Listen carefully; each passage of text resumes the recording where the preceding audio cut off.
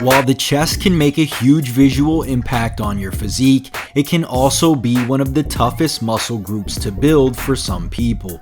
If you've been performing every chest exercise known to man, yet are still unsatisfied with your results, then listen up, because in this video, I'm going to share the 7 best chest exercises for building bigger, more well-developed pecs and how to perform them effectively so that you can achieve the best results possible in the least amount of time. But first, let's go over the basic anatomy of the pecs and their functions so that you can have a better understanding as to why these exercises are so effective.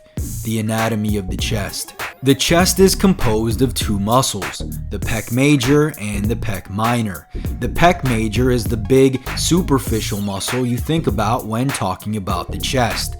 The pec minor is actually a smaller, deeper muscle that lies beneath it.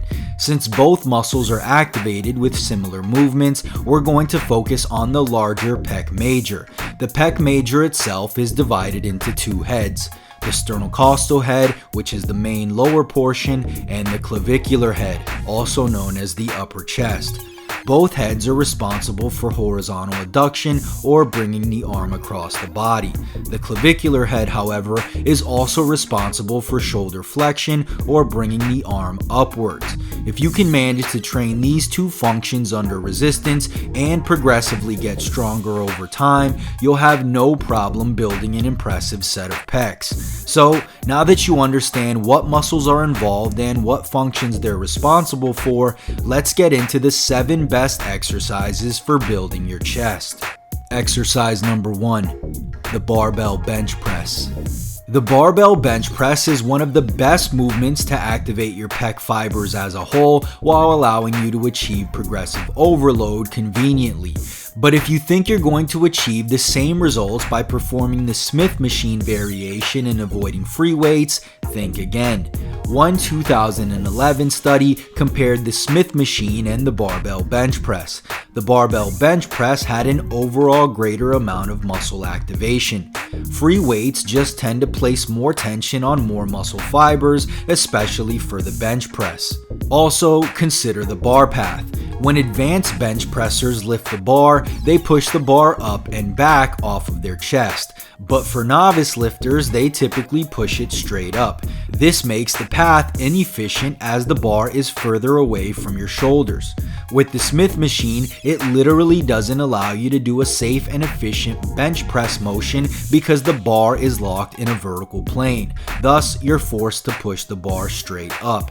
And if you think isolating the pec muscles is going to be the fastest way to build your chest, consider this. A study from Japan showed participants' pec muscle thickness increased almost 50% from the bench press alone. Now, I'm not suggesting you avoid isolation movements completely, but the barbell bench press is going to do most of the heavy lifting, no pun intended.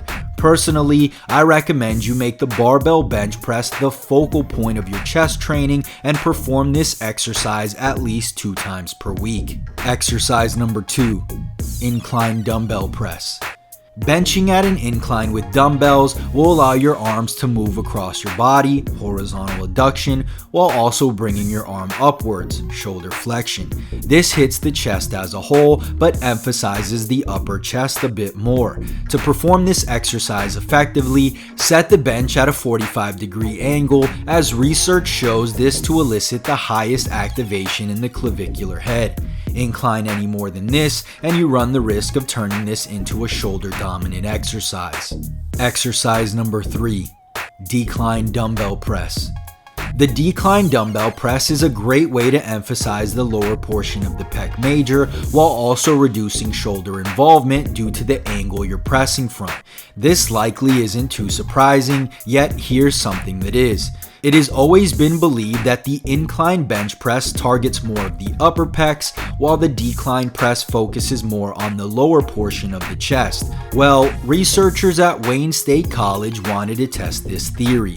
In a study published in the Journal of Strength and Conditioning Research, they revealed the surprising results. A 30-degree incline and a 15-degree decline led to the same muscle activation in the upper chest.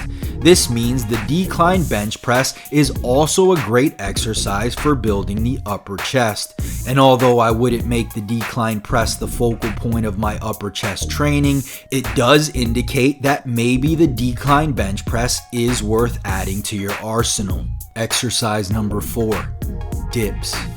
Like the decline press, dips will have you bringing your arm across the body at a downward angle, and since you'll have your arms behind your back, it'll be extra useful for hitting your triceps. This is out of the scope of what we're discussing today, but the triceps long head, the often neglected part of the triceps, is emphasized with this movement. Today, we're talking about the chest though, so make sure you emphasize it by pinching your shoulders back and leaning forward a bit. Remember, your arms still have to come across the body to hit the pecs. So if your torso remains completely upright, this will be difficult to achieve. Exercise number 5, chest fly. If you haven't noticed, all of the exercises thus far have been pressing movements. That means they've included the chest, shoulders, and the triceps to some degree.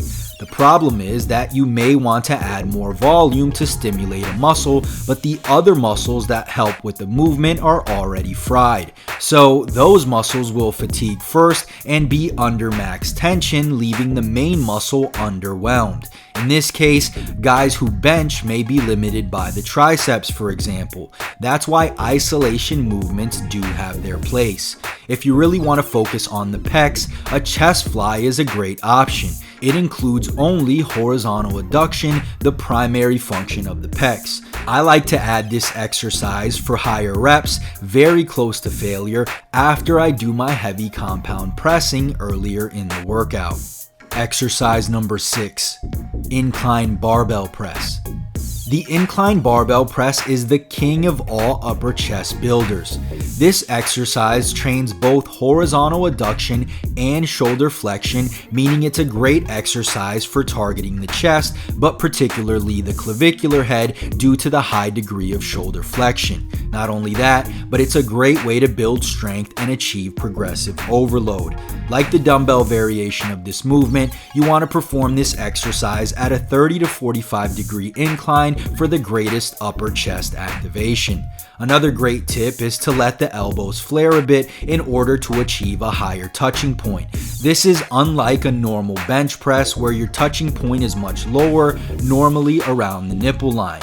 Doing these two things turns the movement into what is known as a guillotine press.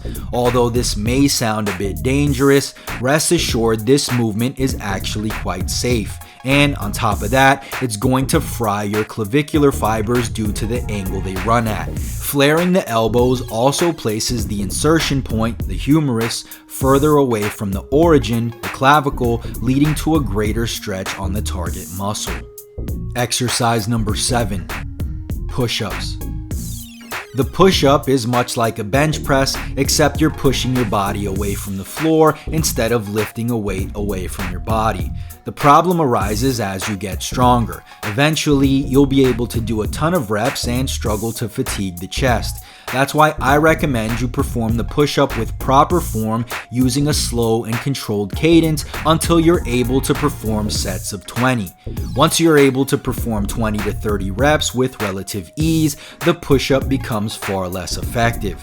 This is supported by research that compared sets of 3 to 5 reps, 9 to 11 reps, and 20 to 28 reps with the same volume between groups. In the end, the 3 to 5 and 9 to 11 rep range group built the same amount of muscle, but the 20 to 28 rep group didn't build muscle at all. This is because the muscle fibers are not fully activated with such light resistance. This is why I recommend that once you're able to do more than 30 reps, you increase resistance by adding a weighted backpack, performing advanced variations that are more challenging, or simply just switching to free weights. So there you have it. The 7 best chest exercises for bigger pecs. Include some or all of these exercises into your chest training arsenal while aiming to get progressively stronger over time, and you'll have no problem building an impressive chest. Did you find this video helpful? If so, click the like button below as it'll truly help out the channel. Also, if your training and nutrition are in order and you're looking for a bit of an edge, be sure to check out my science-based supplement line. Each product was created using scientifically proven ingredients, all clinically dosed and guaranteed to produce results. If you want to check those out, head over to musclemonsters.com/supplements or click the link in the description below. And if you haven't already, make sure you subscribe for more videos and don't forget to click the notification bell so you don't miss the next one. Peace.